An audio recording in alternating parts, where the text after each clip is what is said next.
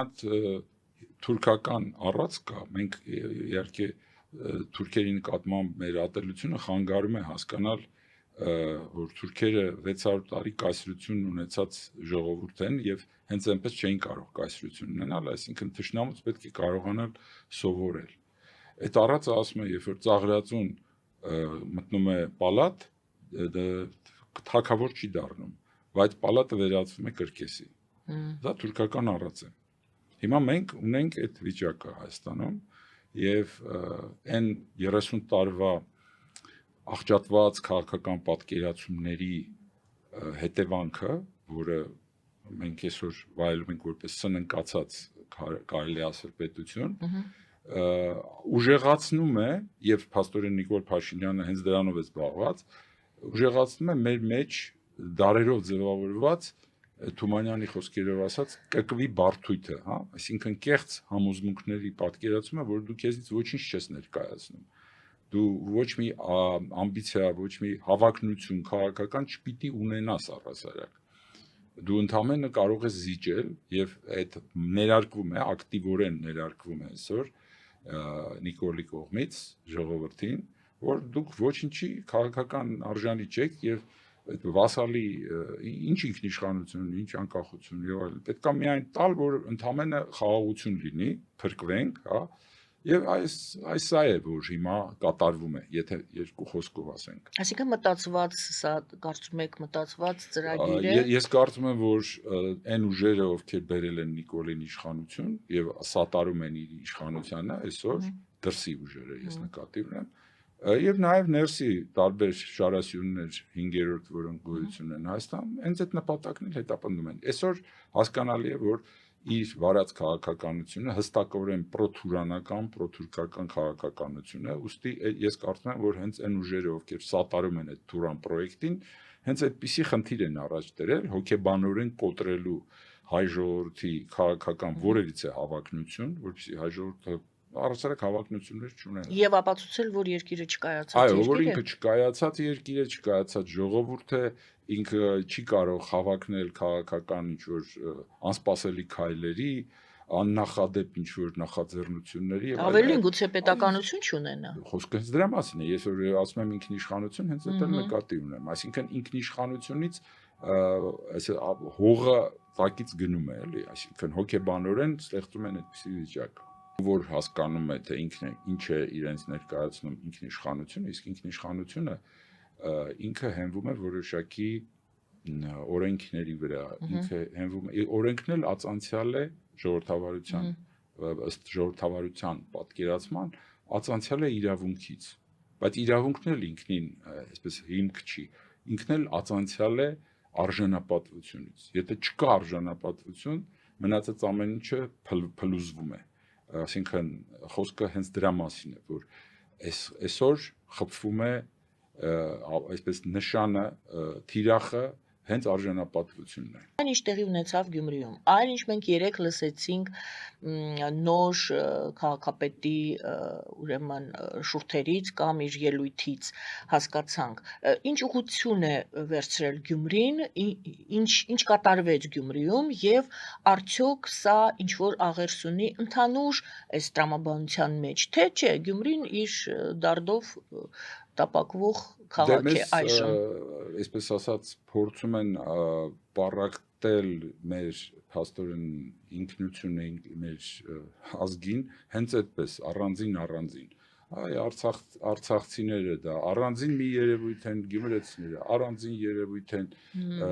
պետք է ամեն ինչ այսպես առանձին Սյունիքն էլ հեսա երևի կհասնի դրան, հա, երևի։ Հետո արդեն Երևանի առանձին թաղերը եւ այլն եւ այլն։ Ընդհանուր դեգրադացիան, ընդհանուր այդ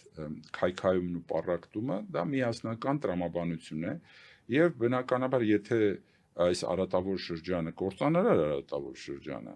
որը տանում է դեպի, այսպես ասած, լրիվ ոչ միայն պետականության, ինչպես դուք ասացիք, վերացման, այլև ինքնության վտանգվածության, որովհետեւ մենք այսօր այդ առանձին քննարկելը ամեն ինչ հանգեցնում է, որ չկա միասնական ինչ-որ ինքնություն, որը վտանգված է։ Այս հարցը մենք մոռանում ենք, անցնում ենք, սկսում ենք առանձին քննարկել, ասենք, արցախցիների սոցիալական հարցեր, Գյումրիի սոցիալական հարցեր եւ այլն եւ այլն։ Կամ մեղրի սոցիալական հարցեր հակադրելով դա Երևանի բնակիչների շահերին, հա, այսպես իրար հակադրելով, այսպես բաժան անելով կառավարել այդ ամեն ինչը։ Կամ եթե Գյումրիի քաղաքապետը, ջլատել ուժերը։ Եթե Գյումրիի քաղաքապետը ասում է, այո, ես ասենք տեսնում եմ, որ Ռուսաստանի հետ, Ռուսաստանի կազմ, չգիտեմ, Բելարուս եւ այլն։ Գյումրին առանձին պետք է գնա մտնի Ռուսաստանի կազմ, թե դա ամբողջ Հայաստանին է վերաբերում։ Նախ տեղից սկսենք, հետո, հա, որպեսզի դիտարկենք այն նույն տրամաբանության մեջ, ինչը դուք նշեցիք։ Այստեղ նույն տրամաբանությունն է գործում, այդ կկվի հոգեբանության, որ ես ասում եմ, հա, որ դու քեզնից ոչինչ չես ներկայացնում, դրա համար պիտի հանձնվես, մեկը հանձնվում է աջ, մյուսը հանձնվում է ձախ, մեկը հյուսիս, մյուսը հարավ, մյուսը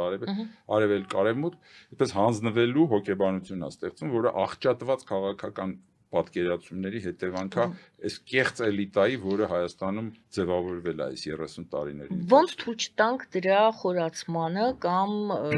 ոնց կարելի է դրան դիմակայել։ Ուրեմն տեսեք, առհասարակ այն դեգրադացիան, որի մասին խոսում ենք Հայաստանում, դա ինչ որ մենակ յուրահատուկ հայկական երևույթ չի։ Այդ դեգրադացիան կարելի է դիտել ամբողջ աշխարհով մեկ։ 4 բոլորը։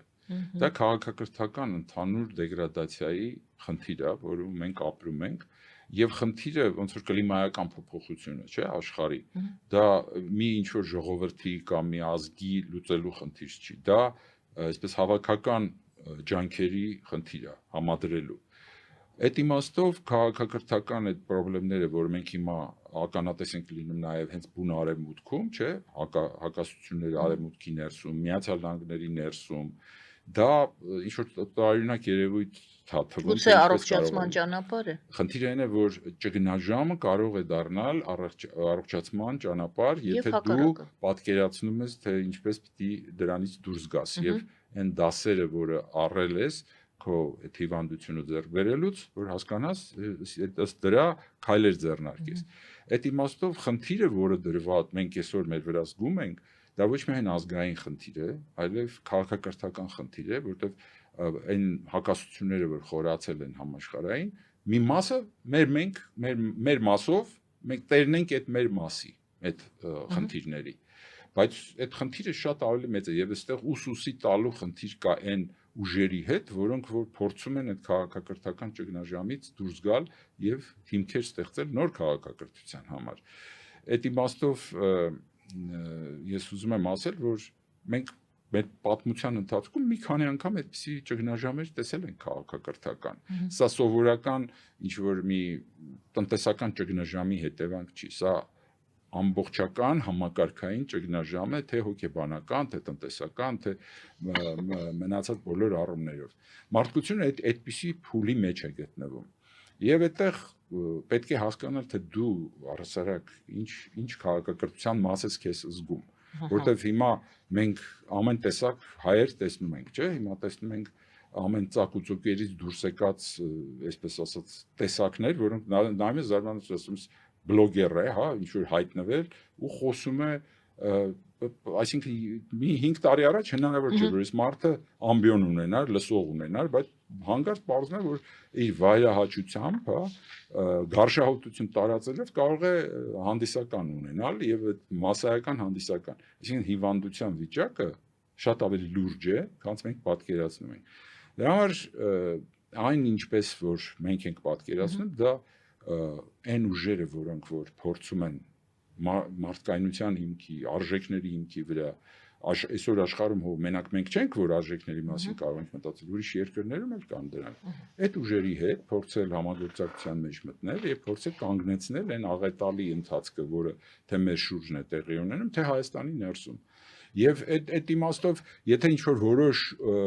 ուժեր, տվյալ դեպքում, ասենք դուք հիմա Գյումրի նոր քաղաքապետին նկատի ունեք, ինչ-որ լույս է տեսնում հյուսիսում, հա, այդ դեպքում պետք է հարց տալ, ասենք մի հատ մենք մեծ հարց տանք։ Իսկապես այդտեղ լույս է բացվել հյուսիսից, հա, ինչ-որ լույս է երևում այնտեղ։ Մի հատ նայեք ինչ է կատարվում Ռուսաստանում հիմա։ Տեսեք այդ երգը, որ տարածվեց, չէ՞, այդ բաշկիրական երգը, որը հիմա մեծ գլխավոր միլիոնավոր հիթերով տարածվում է, Տեսեք ինչ ռեակցիա է առաջացրել, ասենք Ռուսաստանում, չէ՞։ Այսինքն Ռուսաստաններ ռուսական հակասությունները, որոնք կան, որ իրենց խնդիրներն են, հա։ Այդպիսի խնդիրներ տեսնելուց հետո, որ մտածում ես այդ երկիրը վաղը կկարողանա դիմանալ այդ ներքին երկպառակություններին թուրքալեզու ժողովուրդների հետ, որը գոյություն ունի արդեն արտահայտման մասսայական մշակույթի մեջ եւ այլն։ Դու դրանից հետո կոչ ես անում սեփական ժողովրդին, որ մենք միանանք այդ քաոսին, որը որ մոտալուտ քաոս է երևում հյուսիսում։ Մենք մտնենք այդտեղ ինչ անենք։ Մենք մեր քաոսը նախ փորձենք հասկանալ ինչ ենք անելու, հետո ուրիշի քաոսներին խառնվենք։ Այս մարդիկ եթե փնտրում են այդ կկուի նման նայում են ահա ջախ, թե որտեղից պետք է իրանց հովանավոր առաջանա, այդ լուծում չի, ոչ այդ հովանավորները կան այսօր, չկան այդ հովանավորները, անգամ իրանց ժողովուրդները զգում են, որ իրանք Ռուսաստանի ժողովուրդները չունեն այդ հովանավորը։ Դու մտնում ես այնտեղ ինչ անես։ Դա սովետական միությունը չի այլևս, որ փափագում ես գոյություն չունի այդպիսի իմպերիա այլևս չկա այդպիսի